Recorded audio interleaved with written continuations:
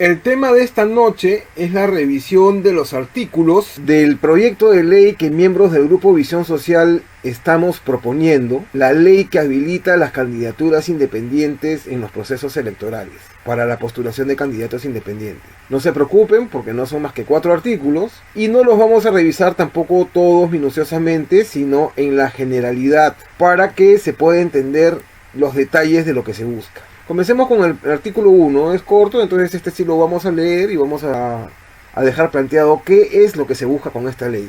El objeto de esta ley es habilitar las candidaturas independientes, obviamente en el Perú, para 1. Democratizar la participación ciudadana, que no es democrática en este momento, en respeto al derecho de los ciudadanos de elegir libremente a sus representantes. El derecho a participar de la vida política del país y ser elegidos de forma individual o colectivamente. Colectivamente sí se está respetando a través de los partidos políticos, pero en forma individual es algo que no se está respetando.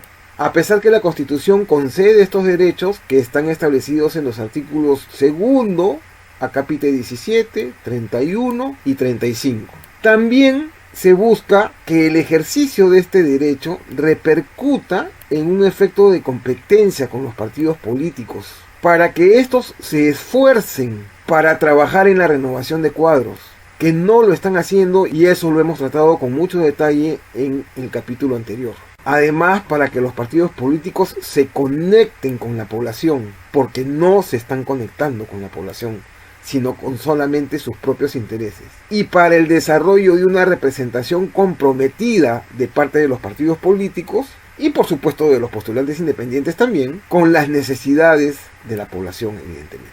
Eso sería en cuanto al artículo 1, objeto de la ley. El artículo 2 se refiere a la modificación de la Ley Orgánica de Elecciones 26859, donde se propone insertar un capítulo número 3, cuyo título será de las inscripciones en el registro de candidatos independientes, y a la cual se le incluirá 3 artículos que serán el 104, el 105 y el 106. El artículo 104 se refiere a los requisitos que deben cumplir los candidatos que se postulen o se registren para las elecciones. En el acápite A simplemente se menciona que se mantienen los requisitos establecidos de acuerdo a ley, por supuesto, excepto los que se relacionan de manera directa a las inscripciones del partido político. En el acápite B nos referimos a que uno de los requisitos sea no encontrarse registrado en ningún partido político ni haberlo estado en los últimos 10 años, para evitar la infiltración de políticos que son partidarios y que finjan ser independientes. En el acápite C hablamos de presentar con una anticipación de 180 días ante el Jurado Nacional de Elecciones los registros de firmas que sustenten el respaldo ciudadano suficiente para postular su candidatura de la siguiente manera. Y acá viene lo que arma el cuerpo prácticamente de este artículo. Punto C1. Dice, los candidatos independientes que se postulen al cargo de presidente, vicepresidente, presidentes regionales y alcaldes deben recabar como mínimo, y esto no es suficiente, por razones que veremos después, una cantidad equivalente a la mitad de la votación alcanzada por el partido político que logró mantener la valla electoral en las últimas elecciones con la menor votación y en relación directa a la circunscripción electoral correspondiente. Ahora sigamos. En el punto C2 decimos, los candidatos independientes que se postulan al cargo de congresistas deberán reunir tantas firmas como la mitad de los votos que logró el congresista que obtuvo la menor votación en las últimas elecciones en la circunscripción correspondiente. Quiere decir que, por ejemplo, un candidato que quisiera postularse por la circunscripción Moquegua tendría que obtener un mínimo de firmas que sea igual a la mitad de quien obtuvo la menor votación en Moquegua. La menor votación en Moquegua en el 2021 la obtuvo Víctor Cutipa Cama de Perú Libre con 3.821 votos. Eso quiere decir que la persona que quisiera postularse como congresista para Moquegua tendría que juntar aproximadamente 1.910 votos o 1.911 votos. Pero en el punto C3 se establecen límites de participación de candidaturas independientes de la siguiente manera, y hago un paréntesis. ¿Por qué? para evitar que hayan miles de candidatos y se sobresature la postulación de candidatos independientes. Entonces lo que planteamos es lo siguiente, dice: en el caso de los postulantes a los cargos de presidente de la República, alcaldes y gobernadores, se admitirá como máximo el número equivalente a los candidatos que se presentan a través de los partidos políticos. Eso quiere decir que si se presentan 25 candidatos a través de partidos políticos, entonces solamente se admitirán 25 candidatos independientes.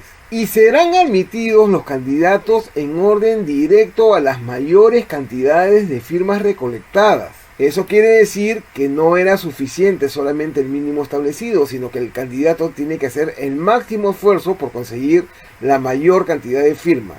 Y termina diciendo: siempre y cuando, por supuesto, superen el mínimo establecido en el acápite C1, o sea, lo que acabamos de referir.